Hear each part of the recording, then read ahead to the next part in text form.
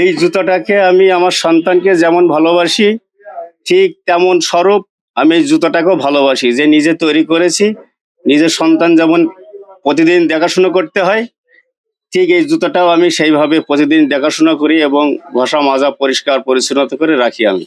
এই জুতাটা আমি তৈরি করছি, আমি দীর্ঘদিন আমার জুতার কারখানা, আমি জুতার কাজ করি আর কি। ছোট্ট করে একটা কারখানা আছে, ওই কারখানাতে কাজ করতে করতে আমি চিন্তাধারা করলাম যে আমি জুতা তো তৈরি করি নিজেই, তা আমি সবচেয়ে একটা বড় জুতা বানাবো।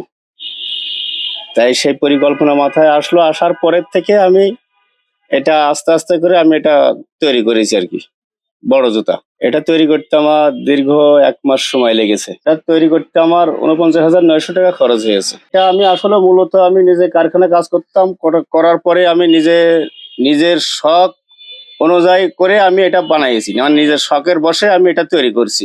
না, এটা তো আমি বিক্রি করব না, এটা আমি রেখে দেওয়ার জন্য আমি তৈরি করেছি। অনেকে আসে কেনার জন্য, কিন্তু আমি এটা বিক্রি করব না।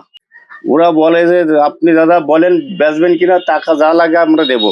আমি বলছি টাকার এতে তো আমি এটা বিক্রি করবো না, যেহেতু আমি শখের বসে বানাইছি, এটা আমি বিক্রি করব না। এখন আমি যেহেতু বানাইছি, তবে আমার মনে হয় যে এটা পৃথিবীর সব থেকে বড় জুতাই, সেই হিসাব করে আমি এটা বানাইছি। জানতে পেরেছি আপনি গ্রিনিস ওয়ার্ল্ড বুকে নাম লেখাইতে চাচ্ছেন, সেক্ষেত্রে আপনি কোনো প্রক্রিয়া অবলম্বন করেছেন কিনা? না, সেক্ষেত্রে আসলে আমি এটা ওই পথে কোনো অবলম্বন করিনি। তবে আমি এটা বানাইছি এবং আমি দাবি করছি যে এটা পৃথিবীর সবচেয়ে বড় জুতা, এবং গিনিস বুকে নাম লেখানোর জন্য আমি বলেছি, এবং এই গিনিস বুকে নামটা যাতে ওঠে সেই চেষ্টা, এবং আপনারা যারা আছেন আপনাদের সহযোগিতা নিয়ে আমি এটা গিনিস বুকে নাম লেখাতে চাই। এটা তৈরি করেছি আমি 2002 সালে।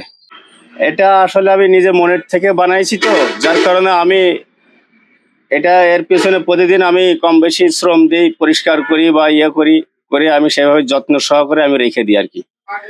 এই জুতাটাকে আমি আমার সন্তানকে যেমন ভালোবাসি, ঠিক তেমন স্বরূপ আমি এই জুতাটাকেও ভালোবাসি, যে নিজে তৈরি করেছি।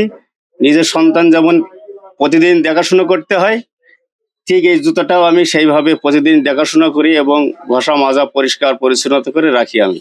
আশপাশের লোকজন বলে দাদা আপনি এমন একটা জিনিস বানাইছেন, যা এই জিনিসটা তো আসলে তো পৃথিবীতে কোথাও আমরা দেখিনি, এত বড় জুতা বানাইছেন, আসলে দেখে আমাদের খুব ভালো লাগছে। বিভিন্ন জায়গার থেকে লোকজন আসে, তারা দেখে অনেক খুশি হয়, খুব ভালো লাগে তাদের। আসলে এই জুতাটা আমি এত পরিশ্রম করে বানিয়েছি এবং এত যত্ন সহকারে রাখেছি।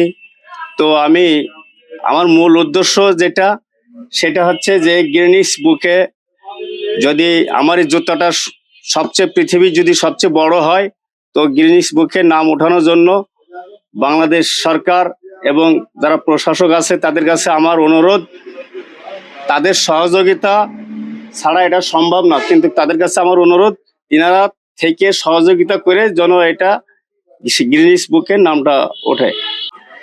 এই জুতাটা যদি গিনিস বুকে নাম ওঠে, তো আসলে আমাদের যে বাংলাদেশের ভাবমূর্তি এটা আসলে বাড়বে এবং সব জায়গায় সে সম্মান পাবে বাংলাদেশের